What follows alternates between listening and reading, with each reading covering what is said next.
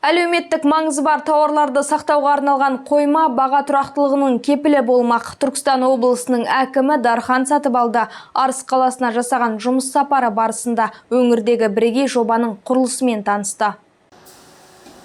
Мегаагат компаниясына тиесілі жобаның құны 4 миллиард теңгені құрайды. Нысан соңғы үлгідегі жаңа технологиямен жабдықталады. Кешеннің 9 жол торабы саналатын Арыста орналасуы көптеген мүмкіндіктерге жол ашпақ. Яғни Еуропаның А стандартына сәйкес болатын кешеннің ерекшелігі көршілес ТМД елдерінен бөлек алыс жақын Азия, Еуропа мемлекеттерімен тауар айналымын күшейту арқылы азық-түлік бағасын тұрақтандыру. 6 гектар аумақта орналасқан қойманың көлемі 17 мың шаршы метрді құрайды.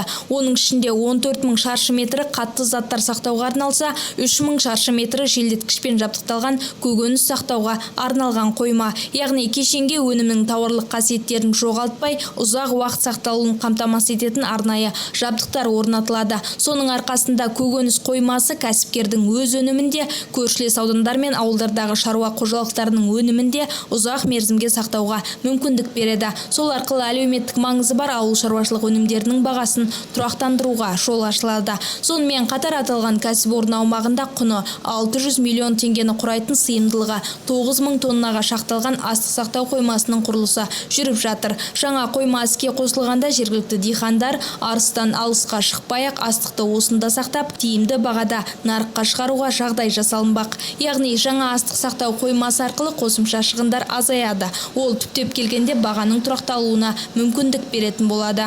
Облыс әкіміне Арыс қаласының өндірістік аймағы таныстырылды. Мұнда болашақта бірнеше ірі өнеркәсіп орындарын ашу көзделген. Халықтың табысын арттыру мақсатында бірнеше жоба қолға алынбақ. Атап айтқанда, қой жүнін өңдеу арқылы биотыңайтқыш өндіру жүзеге асырыла бастайды. Мал бордақылау алаңы салынады. Сондай-ақ Түркістан облысының әкімі Дархан Сатыбалды Арыс станциясының локомотив депосы базасында құрылған ірі теміржол кәсіпорында болып теміржолшылармен кездесті.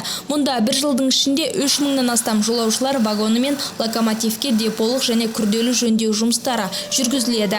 Жөндеп техникалық қызмет көрсетуден басқа электровоздарға сервистік қызмет көрсетеді. Кәсіпорында 400-ден астам адам жұмыс істейді. Түркістан облысының әкімі Дархан Сатыбалдының Арыс қаласына жасаған жұмыс сапары әрмен қарай қала тұрғындарымен кездесумен жалғасты. Кездесуде өңірде жүзеге асып жатқан жұмыстарға кеңінен тоқталып, алдағы жоспарлармен бөлісті.